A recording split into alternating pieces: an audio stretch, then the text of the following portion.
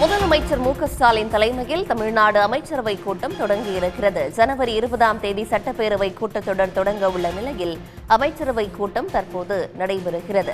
முதலமைச்சர் மு.க.ஸ்டாலின் தலைமையில் தமிழ்நாடு அமைச்சரவை கூட்டம் தற்போது தொடங்கியிருக்கிறது. விவரங்களோடு செய்தியாளர் கண்ணன் இணைக்கிறார். கண்ணன், வர ஜனவரி 20ஆம் தேதி சட்டப்பேரவை கூட்டத்தொடர் தொடங்கப்பட இருக்கு. அமைச்சரவை கூட்டம் தொடங்கி இருக்கு. என்னென்ன ஆலோசிக்கப்படுது?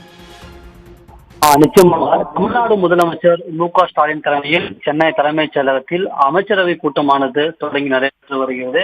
இதில் துணை முதலமைச்சர் உள்ளிட்ட அனைத்து அமைச்சர்கள் கலந்து கொண்டுள்ளனர். இந்த அமைச்சரவை கூட்டத்தை பொறுத்தவரையில் வரும் 20ஆம் தேதி ஆண்டின் முதல் கூட்டத்தொடர் தொடங்க உள்ள நிலையில் ஆளுநர் உரை, இடைக்கால பட்ஜெட் உள்ளிட்டவர்கள் தொடர்பாக மிகவும் முக்கியமாக விவாதிக்கப்படும் என்று எதிர்பார்க்கப்படுகிறது. குறிப்பாக கூற வேண்டும் என்றால், இந்த ஆளுநர் உரையில் இடம்பெற வேண்டிய அம்சங்கள் மற்றும் பட்ஜெட்டில் இடம்பெற வேண்டிய அம்சங்கள் விவாதிக்கப்பட்டு அதற்கு ஒப்புதல் அளிக்கப்படும் என்று எதிர்பார்க்கப்படுகிறது.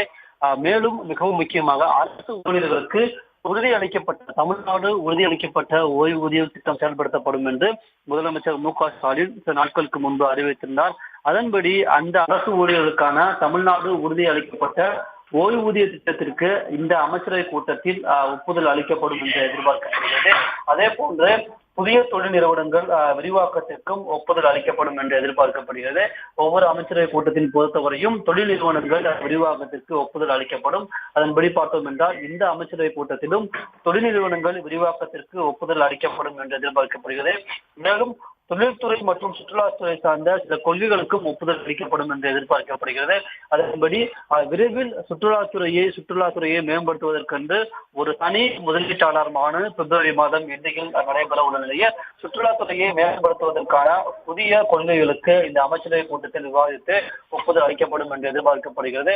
அதன்படி சுமார் 11-15 மணிக்கு தொடங்கியுள்ள அமைச்சரவை கூட்டம் 45 நிமிடம் நடைபெறும் என்று எதிர்பார்க்கப்படுகிறது. அதனைத் தொடர்ந்து மூத்த அமைச்சர்கள் ஒருவர் செய்தியாளர் சந்தித்து அமைச்சரவை கூட்டத்தில் என்னென்ன முடிவு எடுக்கப்பட்டது என்பது தொடர்பாக விரிவாக செய்தியாளர்களுக்கு விளக்கம் அளிப்பார்கள் என்றும் எதிர்பார்க்கப்படுகிறது. நன்றி கண்ணன், விவரங்களுக்காக. உடனுக்குடன் செய்திகளை தெரிந்து கொள்ள சன் நியூஸ் பெல் ஐகானை கிளிக் பண்ணுங்க.